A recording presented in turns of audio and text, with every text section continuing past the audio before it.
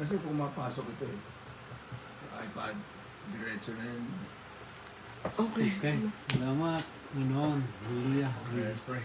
Thank you, Father God, Almighty Lord. We have this time, oh Father God, and bless Brother Alex, Sister Mila for this place, oh Father God, Almighty Lord, that we can continue to have the word being shared and preached, oh Father God, Almighty. Thank you for anointing Pastor Marie, that your word, oh Lord God, will be clearly shared to us, oh Father God, and to everyone watching Thank you, Lord. on Facebook Live, oh Father, in Jesus' name, Amen.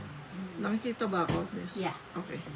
So, lesson natin ngayon, when God heals, what life breaks. When God heals, When God heals, what life breaks. ano yung para sa when God heals, What life breaks. what? Life. Nawala. Ay, Nawala. wala. What life breaks. Wala na naman. Please use audio 3 input for, ayan. Yeah. When God heals, what life breaks. What life breaks. Ah, Nawawala. wala pa talaga. Kung nagagalaw yung kung siguro. Hindi natin alam kung bakit eh. So, Ayan, ayan. Okay. So, kasi, Oh, naniniwala ba kayo na may mga breaking sa ano natin? Bayan nyo na kung kayo. Nagbe-break sa buhay. Talagang parang ano maglulus siguro dito. May-lose connection. hindi, Sa or kaya baka yung wifi hindi consistent. Bayan nyo na kung hindi ano. Okay. So anyway, Pero nandito naman. ngayon lumabas na. Ayan. So anyway di ba, talaga naman maraming nasisira sa buhay eh. Di ba? Totoo naman na may mga nasisira sa buhay. Halimbawa, define muna natin yung brokenness, no? Kasi we're going to talk about brokenness. Brokenness, yung state of being damaged. May nasirang kagamitan, nasirang bahay, kung ano man yan. Emotionally shattered. Pag sinabi natin, I'm broken, emotionally, may nadudurog ang puso. And, Wala. Maglulus. tsaka yung isa pa is yung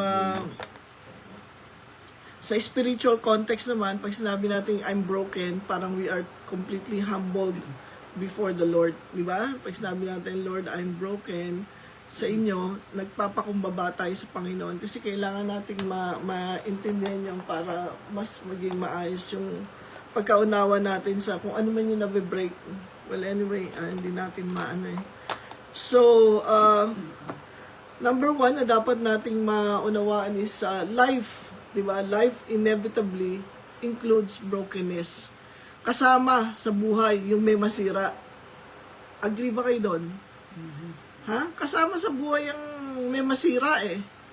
Kasi unang-una, we live in an imperfect world. Kaya lahat may nasisira. When God heals, what life breaks. Nagpagaling. Pag pinapagaling o binubuo ng Panginoon, yung mga bagay na nasisira sa atin. Okay? So, sabi sa Job 17:1, my spirit is broken, my days are ended, the last resting place is ready for me. Kasi sa nangyari sa kanya, di ba? Nawala, nasira ang buhay niya, hanggang sa dumating ang napakaraming bagay, na siyempre, malungkot siya, ayaw niya sana mangyari, pero nangyari. So sabi niya, ano na lang ang naghihintay sa kanya? Yung huling hantungan niya, my last resting place is ready for me, sabi niya. So, kasi ito yung katotohanan ng buhay eh. Diba? Ito yung katotohanan ng buhay. Sabi ko nga, yung kotse mo nasisira, mga bagay nasisira, katawan ng tao nasisira din, kaya nagkakasakit, di ba? Ano pa? Relasyon nasisira. At mga businesses nasisira, di ba? At ang isa pang kahulugan ng brokenness is when we are humbled before the Lord. Yan. Yan yung mga bagay na may attach natin sa salitang brokenness. At lahat ng tao nakakaranas niyan. Di ba? Lahat ng tao nakakaranas niyan. No? Pagkasira sa lahat ng aspeto ng buhay. So, importante yan. So, una nating sinabi, number one is, life inevitably includes brokenness. Yun ang una nating sinabi. Ngayon naman, our brokenness impacts those around us, di ba? Yung bagay na may sira man sa atin. Halimbawa, kung nasira sa sasakyan mo, at isa lang ang sasakyan mo, apektado lahat. O kung yun naman relasyon mo, nasira, apektado lahat. O, lahat ng bagay na nasira sa atin, nakaka-apekto yan saan? Sa tao na nasa paligid natin. Lahat yan, no? So, Psalm 69 verse 20, insults have broken my heart and I am in despair. I had hoped for sympathy, but there was none. For comfort, I found none. So, madalas, pagka tayo may brokenness sa buhay natin, maganda kung may makikiramay sa iyo. Maganda pag may makikihati sa iyo sa mga despair mo. Pero paano kung wala? Naghahanap ka ng simpatya, wala naman dumarating. Naghahanap ka ng comfort, wala naman dumarating. Nangyayari ba yan? Nangyayari yan. No? Pero yung ano kasi natin, di ba sabi doon, smile and the world smiles with you, cry and you cry alone. Di ba? Despite the fact na yung ating brokenness, kung ano mong bagay na naka-apekto sa atin, apektado yung buong mga tao na nasa paligid natin. Importante yung maintindihan natin. So, narinig niyo na ba to? Hurt people, hurt people. Madalas yung taong nakakasakit sa iyo, mga tao na nasaktan din. No? They don't know they're hurting people, pero they are hurting people. Bakit yung ugali ng isang taong ganito? Bakit madaling ma-offend? Bakit madaling everything is taken personally? Meron ba kayong nakikitang ganun tao na masyadong sensitibo, lahat ng bagay binibigyan ng kahulugan? Kasi ano yun hurt. Kaya hurt people. Natural yan. Totoo yan. Bakit ka ganyan? Kasi naranasan mo yun At hindi yun na So, it's short contagious. well, misery loves company. Yun ang sabi natin. Yung misery ng tao, gusto niya pagka ikaw, minsan di ba may mga tao na pag malungkot sila, dapat lahat ng nasa paligid nila malungkot din. Ayaw nila nung may isang masaya doon. Yeah. So yun ang importante na nakikita natin. And then, thirdly, na this is just a simple Bible study kasi pwede tayo in God's hands, breaking is never the final word. Sa kamay ng Diyos, kahit na anong pagkasira natin, it's never the final word. Naalala ko nung mga bata pa sila dyan kasi meron akong ministry dun sa mga pamangkin ko dito Ako yung taga-buo ng mga nasisira. Taga-buo, albawa, nasira ang laruan. I-repair mo, i-fix mo. O kaya yung mga naputol na mga kwintas, mga nagkabuhol-buhol na mga mo yun, ayusin mo nun. Naalala ko lagi ang sinasabi ni Jana nung bata pa. Mama, I can do anything. She has big hands. Tapos dinrawing niya yung kamay ko, tinrace niya yung kamay ko. Sabi niya, malaki daw yung kamay ko. So that's my hands in the eyes of let's say 3-year-old, a little child na napakalaki ng kamay mo, lahat magagawa mo. How much more yung kamay ng Diyos? Di ba? So in God's hands, breaking is never the final word. Pagka broken ka, hindi ka iiwan ng Panginoon na ganun. Di ba? So, sabi sa Psalm 147 verse 3, He renews our hopes and heals our bodies. No? Kaya, kahit na ano pa yan, broken ka, nawalan ka ng pag-asa, pero sa Panginoon, kaya niyang ipanumbalik yung pag-asa natin at kaya din niyang gamutin ang ating mga katawan. So, the Lord, sabi Psalm 34 verse 18, the Lord is near to the broken-hearted and saves the crushed in spirit. Ano daw? Ang Diyos ay nandiyan sa mga tao na broken-hearted. Ibig sabihin daw, kung ano man ang naranasan mong pighati sa buhay, kung ano man naranasan mong pain, kung ano man naranasan mo na naka-break ng puso mo, andyan ang Diyos. kasama mo siya at ililigtas ka niya. Sabi, saves the crushed in spirit. So kung nakita mo yan, mula sa pagiging broken-hearted, ano ang ministry ng Panginoon? To restore na yung breaking na yan ay magkaroon ng kabuuan. Mabuo tayo uli, yung restoration na tinatawag.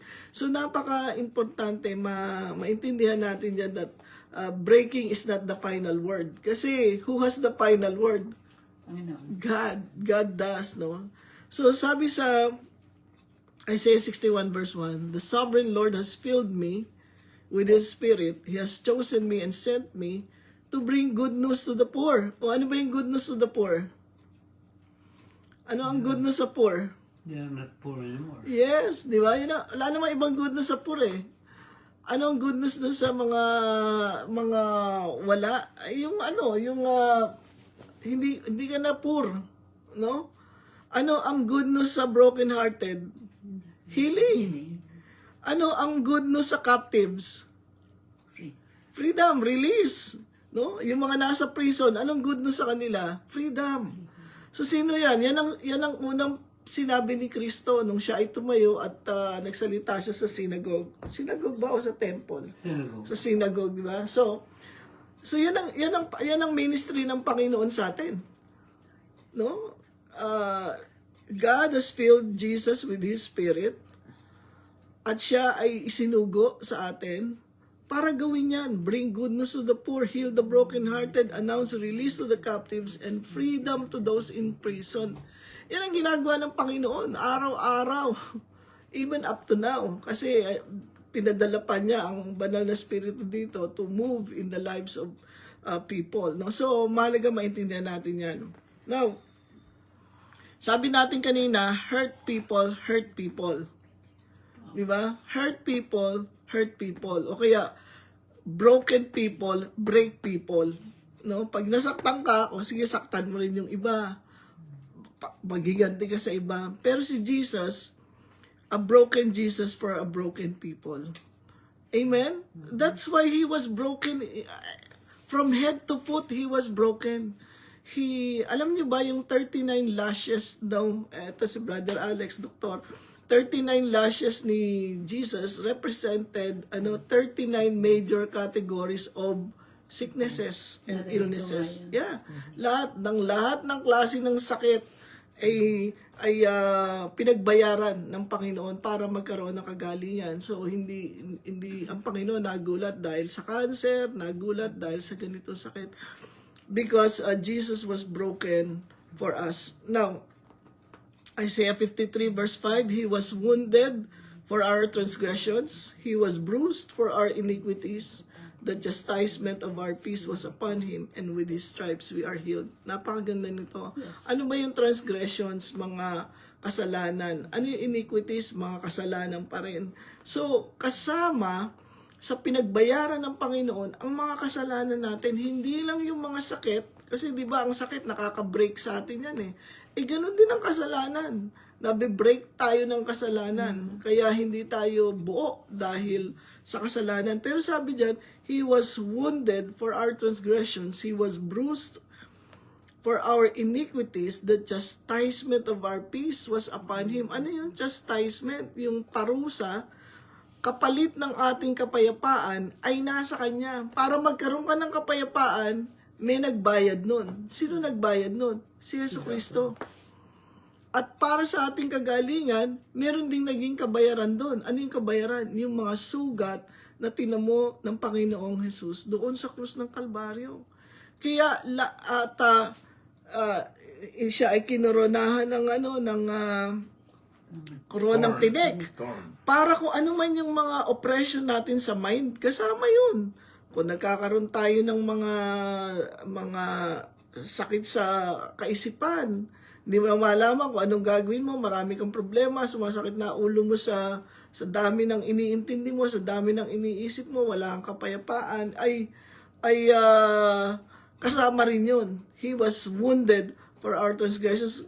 No? At napakadaming pinagdusahan ng Panginoon para maibigay sa atin yon. At sabi ko nga, di ba, dyan sa picture, meron pa siyang tapis dyan, meron siyang takip.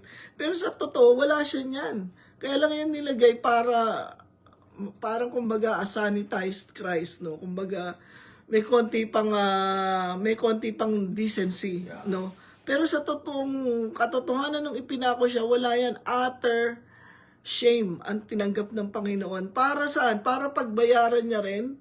Di ba sabi, yung for our, so that we will have glory, meron din kabayaran yon. Para mawala ang hiya, ang guilt sa atin, pinagbayaran din yun ng Panginoon.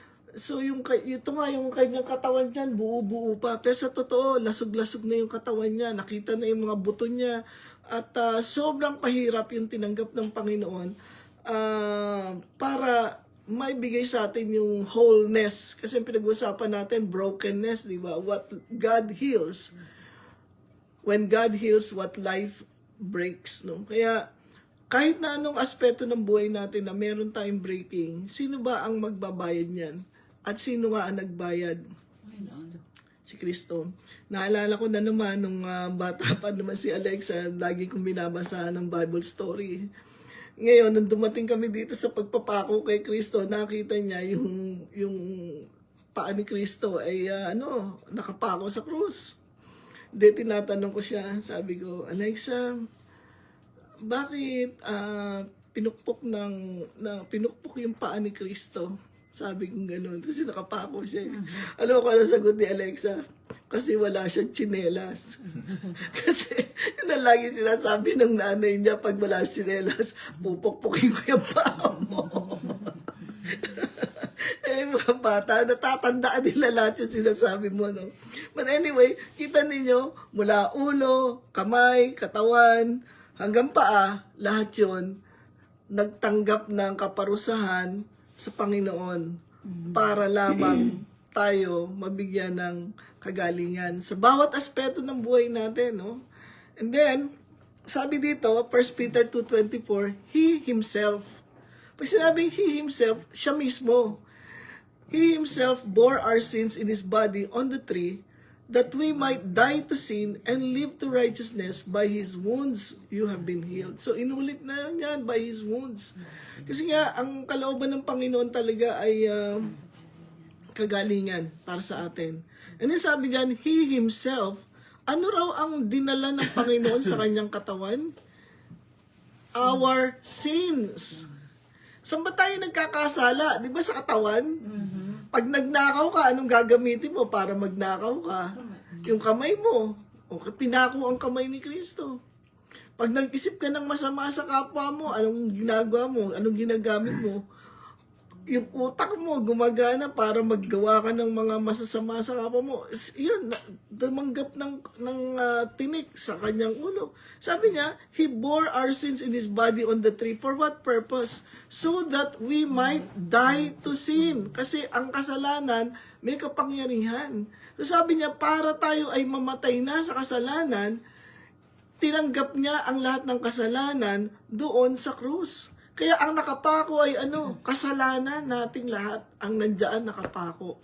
Sabi niya ganyan, kaya naman napako ang kasalanan sa katawan ni Kristo para mawala ang kapangyarihan ng kasalanan sa ating mga katawan. Kasi we sin. Di ba?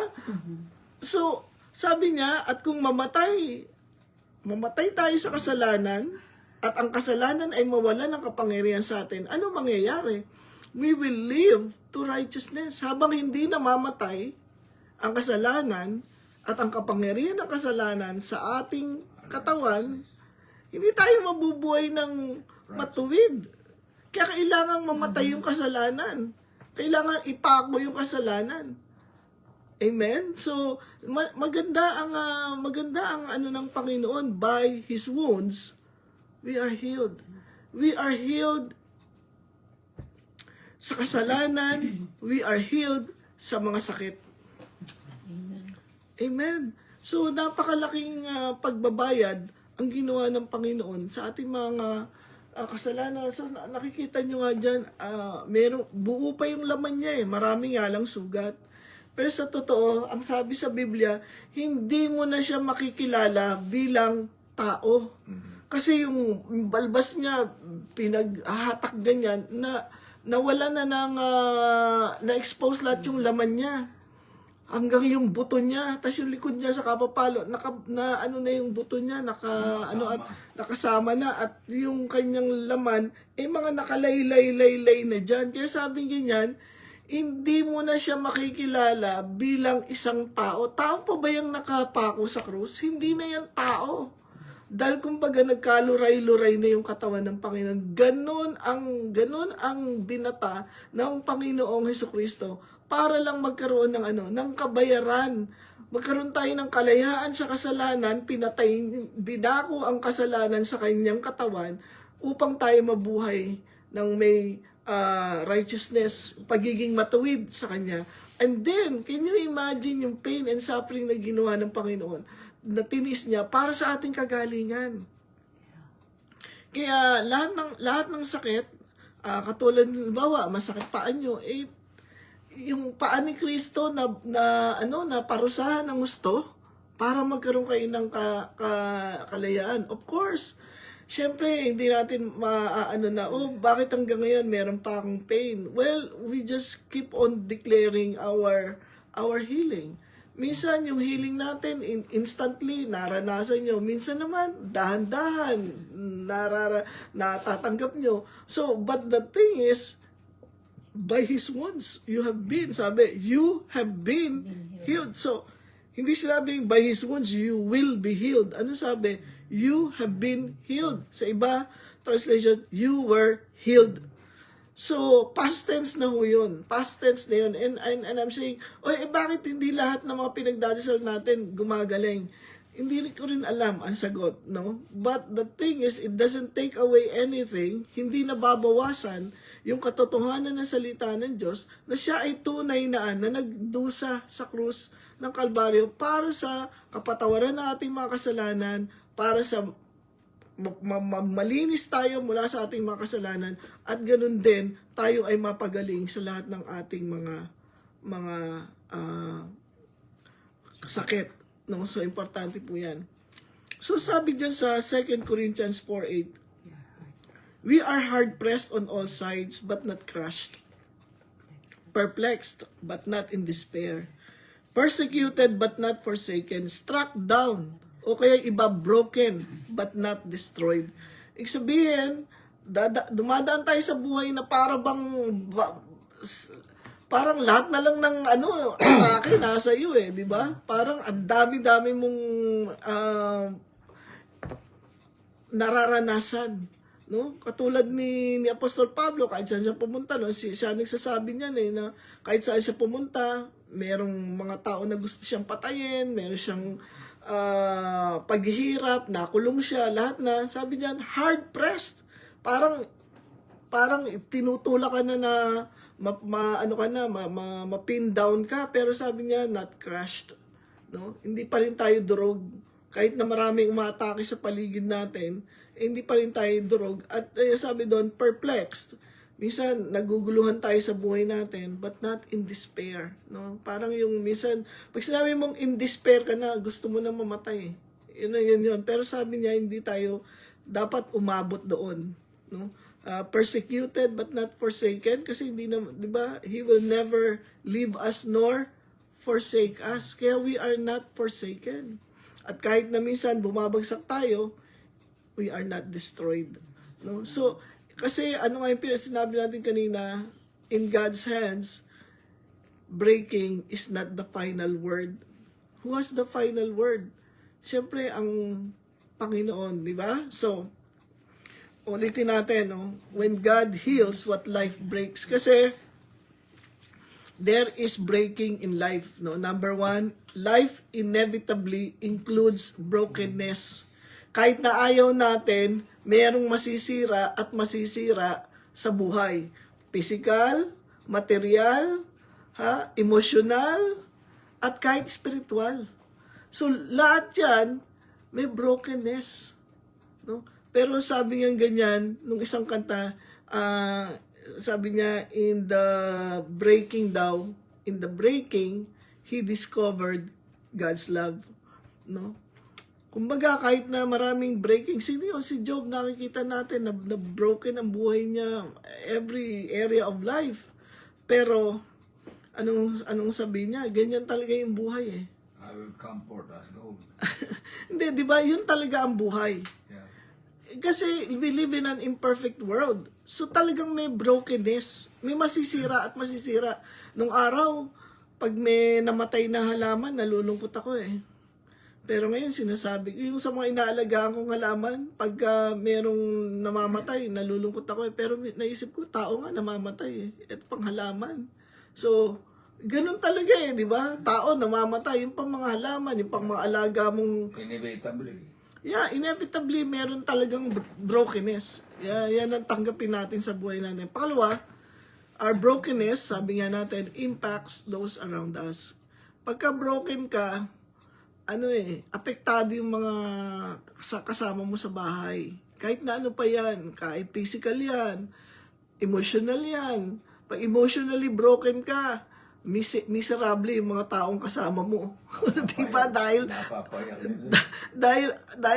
sila eh. Di ba? Kung ano man yung nararamdaman mo, pinaparanas mo rin sa kanila. Di ba? And then, pakatlo, ay in God's hands, breaking is never the final word. So, kahit na ano yan nararanasan nila, alam nyo ba, dito sa binabasa ko sa Biblia, no? Nung sinugo ng Panginoon yung 12 spies, di ba? Sabi niya kay Moses, magpadala ka ng 12 spies doon sa Canaan para makita nila kung ano yung kung ano yung sitwasyon doon. 10 ang kanila bad report, di ba? 2 si Caleb at saka si Joshua ay good report, no? Sige na, ngayon na. Pumunta na tayo doon, lusubin na natin kasi sabi we are well able to possess it. Pero sabi ng 10, ay nako hindi, kakainin tayo ng mga tao doon kasi para silang mga giants doon. And they devour, sabi doon ng mga 10, they devour their own people. So talagang kumbaga wala tayong pag-asa na mabuhay doon. So unbelief yun, di ba? Sa unbelief. So ngayon, dahil sa report ng 10 spies, ano nangyari? Yung mga tao, lahat ay naapektuhan, nagkaroon ng takot. So, sabi nila, ano ba Moses, dinala mo kami dito dahil kukunti ang mga graves sa, gano'n na naman, para dito kami mamatay, no? So, they were so, parang sa kanila, wala na silang pag-asa, wala yung mga tao nung time na yun, para sa kanila, wala na, we are doomed, dito na lang tayo, hanggang dito na lang tayo. Kasi nakalimutan nila na ang Panginoon, He has the final say. So, galit na galit ang Panginoon, gusto na nga silang lipulin nila, pero sabi, sige, ito yung nakita ko doon. Sabi ng Panginoon, kung ano yung sinabi mo, yun ang mangyayari sa'yo. Ikaw ang nagsabi niyan, hindi ko sinabi na kayo, mamamatay kayo dito sa wilderness. Ang sabi ko sa inyo, dadaling ko kayo saan? Sa lupang pangako. Where the land flowing with milk and honey. Pero kayo nagsabi na mamamatay kami dito. Kaya yan ang mangyayari sa inyo. Dito nga kayo mamamatay, pero na lang yung mga 20 and under. Yung mga ganun. At yun nga nangyari. No? 40 years silang nagdusa sa wilderness kasi 40 days silang nag-check doon sa land ng Canaan. So 1 year for every day that they were out. At alam niyo kung ano nangyari? Yung 10 spies na nagbigay ng bad report, namatay pala sila. Namatay pala sila kaagad. Hindi sila inabot ng 40 years. Namatay sila kaagad. Kasi what they said actually happened to them immediately. Namatay ho sila kaagad. Immediately. Immediately. Namatay, kasi yung mga pamilya nila, di ba, inabot ng 40 years doon bago namatay. Pero yung 10 na spies, hindi nila inabot yung 40 years, namatay kaagad sila. Kasi para sa kanila, doomed na sila eh. Para sa kanila, eto na yung katapusan namin. Di ba? Dahil nakita nila yung mga giants. So, ganoon din tayo sa buhay natin ngayon. Pag tinignan natin yung mga problema na natin na napakalaki, yung problema na yon ang papatay sa atin. Kumbaga, hindi man physical, pero emotional. Yung problema na yon ang magtatanggal ng kaligayahan natin. Yung problema na yon yun ang magsisira, magkokos ng more breaking saan sa pamilya, di ba? Pag sinabi mo na, oh, ito, ganito. So, kung ano yung sa'yo na problema mo na ang tingin mo ay higante, na hindi mo na yung malalagpasan, yun nga, yun na nga ang papatay sa iyo doon. I learned that from somebody. Kasi di parang tinetelescope mo, di ba ang lalaki nila? Baliktad mo yung telescope. Liliit sila. Yes. Ikaw ang lalaki. Yeah. So that means I learned that from somebody. so that means talaga na with God, breaking is never the final word. Kahit na ano yun, kahit sakit yan, of course, ultimately, ang healing talaga is to be in the presence of the Lord. Yan ang ultimate healing eh. Siya lang naman Merong mga taong gumaling, kahit nga si Lazarus, namatay, binuhay na muli ni Jesus Christ, pero eventually namatay din siya.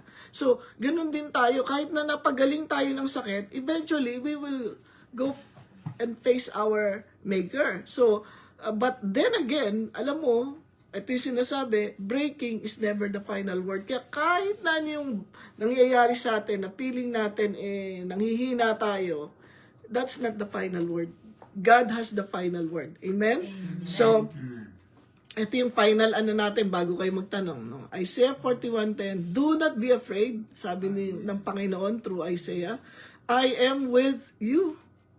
I am your God. Let nothing terrify you. Huwag tayong matakot sa kahit anong bagay. I will make you strong and help you. I will protect you and save you. Hallelujah. Napakagandang pangako ng Panginoon. Let nothing terrify you. Kahit ano pa yan. No? Kahit na yung mga news ngayon sa mundo, kung anong mangyayari sa mundo, yung mga AI, mga kung ano-ano, mga UFO, sasalakay na sa mga tao. Huwag tayong matakot doon.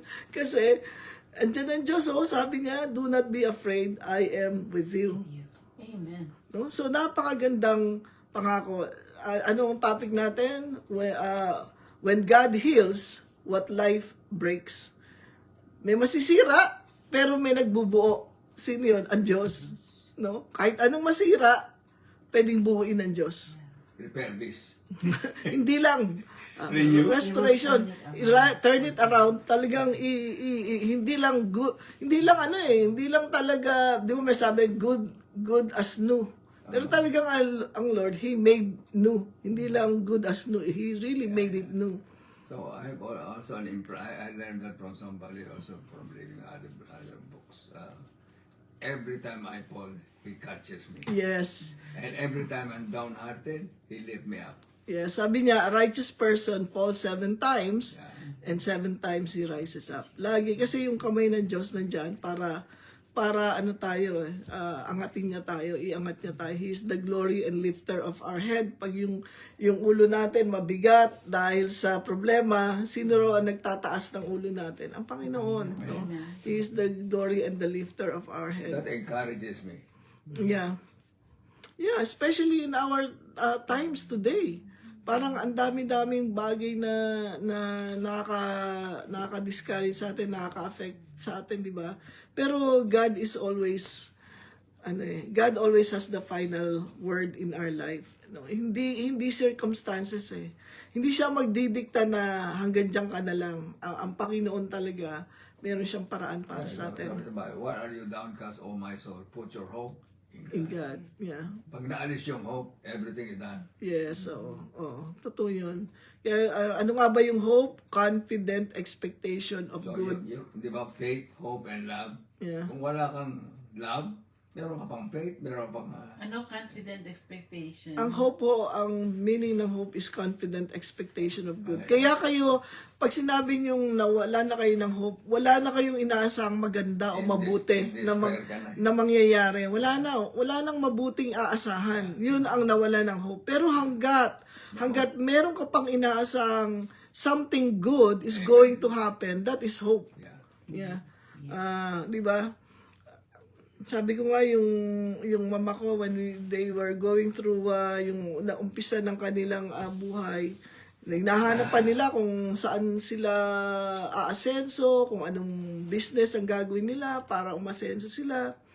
Ang naalala ko lagi yung kinikwento ng mama ko dahil yun ang sinabi ng tiyahin niya sa kanya. Sabi, "Ne, sad-sad na ang bangka, gaod ka pa ng gaod." Ibig sabihin, yung bangka nandun na sa pampang, naggaganyan ka pa rin. Ano ibig sabihin nun? Ba't kapag gumaganyan, sad-sad na? Pero parang wala nang pag-asa, wag ka nang maghanap ng pag-asa diyan. Pero hindi, no, you keep on hanggang sa makita mo kung ano yung magpapaunlad sa iyo. Ganun din sinasabi ng Panginoon eh.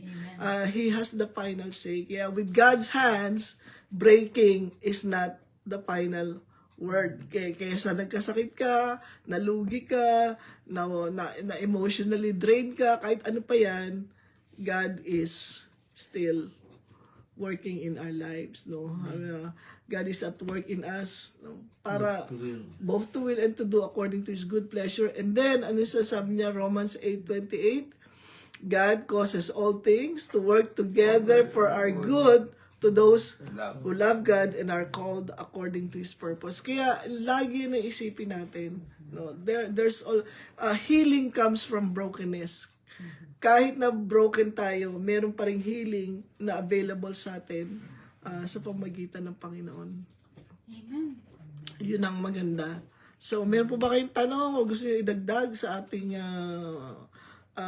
Bible study ngayon? Ito naman nakita ko, I don't know if it is appropriate for you. Di ba? Faith, hope, And love.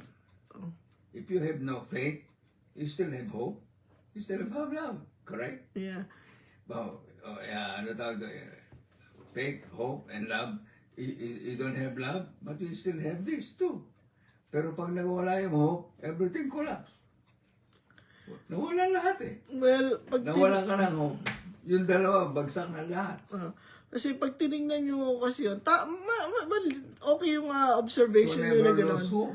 Never lose hope na nasa gitna yung lose. Pero kasi, alam nyo ba na kailangan muna magkaroon kayo ng pananampalataya bago magkaroon kayo ng pag-asa. Yeah, because you cannot be saved without being believed. Yeah, but ang parang pag tinignan nyo kasi doon, kailangan muna naman ng palataya that God is who He is. God is good, God is love. Sabi nga, with God's hands, breaking is not the final word. Kailangan magkaroon ka ng pananampalataya doon. Pag nagkaroon ako ng pananampalataya, ano nga yung belief, sabi natin? Belief is trusting, committing, surrendering. Yan yun eh. Trusting, committing, surrendering. Pag sabi ko, I believe in Jesus, then I trust Jesus, I commit myself to Jesus, I surrender to Jesus. Amen. So, pag sinabi ng Panginoon na with me, in Christ, di ba? Breaking is not the final word. So, kailangan manampalataya ako doon. Pag nanampalataya ako doon, magkakaroon ako ng pag-asa. Ano ba yung pag-asa? Confident expectation of good. Na kahit dumadaan ako sa pagsubok, matinding pagsubok, hindi ako mawawala ng pag-asa. Hindi ako mawawala ng pag-asa na tumingin sa mabuti. Kasi sabi niya, God is working together for our good. And then lastly, of course, sabi, mawawala yung faith, mawawala yung hope, but love prevails because love is the greatest of the three. No? Kasi hindi na natin kailangan ng pananampalataya pag nasa presensya na tayo ng Panginoon. Pag nandun na tayo sa presensya, hindi natin kailangan ng pananampalataya. Hindi na rin natin kailangan ng pag-asa because the ultimate good has already happened. Ano yun? Nasa presensya ka na ng Diyos.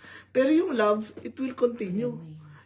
Because God is love, it will never fail. It will continue kahit nandun na tayo sa presensya niya. Kaya yun yung ano doon, kaya love never fails. Dahil ang Diyos ang love eh. How will love fail? God is love. Yeah. Okay. So, ang pattern sa Bible, yung tatlo na nire-reveal sa atin ng Panginoon, works together. You cannot separate. Yeah. It's one. So, ganun din sa Trinity. Yeah. It's the Father's will, kaya sabi ng Panginoon Jesus, the Father in me is the one who is at work always. Yes. Pero nung namatay siya, kagaya na pinapakita mo, siyang nagbayad lahat ng mga kasalanan para mapatawad sa kasalanan, magkaroon ng healing. So, it is the will of the Father to bring healing in the name of Jesus. And the healing that occurs in us is done through the power and anointing of the Holy Spirit. Kaya Romans 8:11, if the Spirit of Him that raised Jesus from the dead dwells in you, so the Father and the Son is there, then He who raised Christ from the dead will also give life to your mortal bodies through His Spirit that dwells in you. So again, the three are at work in harmony Yeah. together. So hindi talaga maaaring hiwalayin paghiwalay yung tatlo. Yeah. So yan ang pattern din sa faith, hope, and love. Right. Eh, nandoon yun. Oo. Pero ang nature talaga ng Diyos is love. Yes. So therefore, love never fails. Yes. That is why it is not trichotomy, it is triune God. Yeah. Trichotomy separate eh. Pero pag triune, they are all one. Yeah. Yeah. Kaya I am He and He is in my, Right. Oh. You cannot separate them. Kaya pag tinagdan mo si Kristo, nandun din yung Holy Spirit. Oh. Magkasama yun eh. And in line with that, with what we are talking about, sabi ko nga, kasama rin naman to actually, kailangan huwag tayong mawala doon sa itinuturo ng Panginoon sa atin yung tinuro ko last Sunday na the kingdom of God is within us, na pag ang kaharian ng Diyos, that is the authority, the reign, the influence and will of God is in you, kasama mo yan kahit saan ka pumunta. Kaya nga kahit anong problema ang dumating sa atin, pag alam mo the kingdom of God is within you, you know that your provision is in the kingdom. Nandoon sa kaharian ng Diyos, ang kung ano mang bagay na pangangailangan mo. Kaya, importante yan. Baga lahat ng mga tinuturo ng Panginoon, meron niyang parte sa buhay natin. Hindi natin pa siya, ano yan dito yan kaya hindi ko kailangan yan sa buhay ko. Hindi, lahat ng tinuturo ng Panginoon sa atin, kailangan natin sa buhay natin. Hindi natin pwede sabihin, hindi ko na kailangan yan. No, lahat, pag tinuruan tayo sa love, kailangan natin yan sa buhay natin. Pag tinuruan tayo tungkol sa light, di ba? We are the light of the world, we are the salt of the earth. Kailangan natin yan sa buhay natin. So, hindi natin pwedeng ma-compartmentalize ang mga turo ng Panginoon sa atin na, para dito lang yan, para dito lang yan. Hindi. Ang katuruan ng Diyos, para sa ating whole being, no? Para sa ating buhay, from here to eternity. So, yun ang maganda na maunawaan natin. Kaya, again, ang simple Bible study natin ngayon is that God is able to heal anything and everything And He's that willing. breaks us. And He is willing. He is willing. Ang nakikita ko rin din, kaya God is able to heal because siya gumawa lahat eh. Amen. Oo. He Kaya, can do anything. alam niya kung ano talaga exactly ang Siya gumawa lahat eh. I have Di ba sabi ko nga sa inyo, sabi ko nga sa inyo yung asawa ni Pastor. Pastor siya, doktor pa rin ba siya? Pastor Pesimenti. Pastor. Pastor siya. Yung asawa niya na-diagnose ng lung cancer. So, ginagamot siya sa cancer. Nagdadasal siya. Sabi ng witness sa kanya ng Lord. Sabi niya, wala kang cancer. Wala kang cancer. Ang hingi mong gamot sa doktor mo, sa pneumonia. Sabi punta sa doktor niya, treat me for pneumonia. Sabi ng doktor, hindi pneumonia yan, lung cancer yan eh. Sabi niya, no, treat me for pneumonia. Talagang in-insist niya na treat me for pneumonia. So syempre, yung yung doktor niya, kung siguro kakilala rin niya yun ng gusto. So they began to treat sa pneumonia. Gumaling siya, completely healed. Perfect. Tapos nauna pang lung cancer, stage na nga eh. Bigyan na nga siya ng tanning eh. Kumbaga, pero alam mo ba, mas nauna pa namatay yung asawa niya. Hanggang ngayon, buhay pa siya eh. Yung asawa ni Pastor Pesimenti. So, ibig sabihin nun, when you seek God's wisdom talaga, and you listen to the Lord, talagang darating sa iyo ang ng Panginoon. We understand that because there's nothing impossible with God. Yeah, so sa atin mayroong impossibility, but there's nothing on Him. yeah. So he can do anything he Yeah. wants because he's sovereign. Yeah. Ako Kaya- kumuha lahat eh. Kaya ngayon din sumasabi, with God's hands, breaking is not the final word. Kahit na sinabi ng mga doktor yan ng final word, no, it's not the final word. So, God is so good. Kaya maraming salamat sa Panginoon. Yeah. Natutunan natin ngayon na ma-encourage tayo na, all these things, this is not the final word. Ang Panginoon pa rin. Ito yung final word niya, do not be afraid. I am with you. Whether I live or die. We are the Lord's. All I want to, whether I live or die, let me, I die in the Lord. Yes. Sabi, nakalagay naman nung sa Biblia yun eh. Whether we live or die, I am the Lord's. yes, we are the Lord. So, So wala I belong to Him. It doesn't mean anything. wala na tayong dapat ikatakot pa. Amen? So, meron pa ba kayong gustong idagdag? Let us pray, no? Hallelujah. Maraming salamat po aming Ama sa inyong mga salita na you are always with us. You will never leave us nor forsake us, Lord. Salamat po na sabi niyo, let nothing terrify us. Hindi kami dapat matakot sa kahit ano pa mang bagay. And right now, Father, we declare healing for those who are sick. Na yung sakit namin, Lord, it's not the final word. The final word is still your word, and your word is healing for us. Kaya salamat po, O Diyos, na nakikita niyo ang sitwasyon ng bawat isa at yung mga nangangailangan ng pag-asa, nangangailangan ng pagmamahal, nangangailangan ng anumang bagay na makakatugon sa kanilang buhay. Lord, you are well able to give it to them. Kaya, Panginoon, sa inyo lamang po namin ibinibigay lahat ng aming pagtitiwala. Ang aming pananampalataya ay nasa inyo, Lord. At nawa ang mga tao ay magkaroon ng tunay na pagsuko sa inyo, tunay na pagtanggap sa inyong mga salita, na hindi nyo kami iiwan o lilisanin man lang o pababayaan kahit kailan. Kaya naman po sa inyo namin binibigay lahat ng papuri, pasalamat sa matamis na pangalan ng aming Panginoong Jesus. Amen. Amen. And amen. Praise the Lord. God is good all the time, no? Kaya So this is also my prayer, whether I live or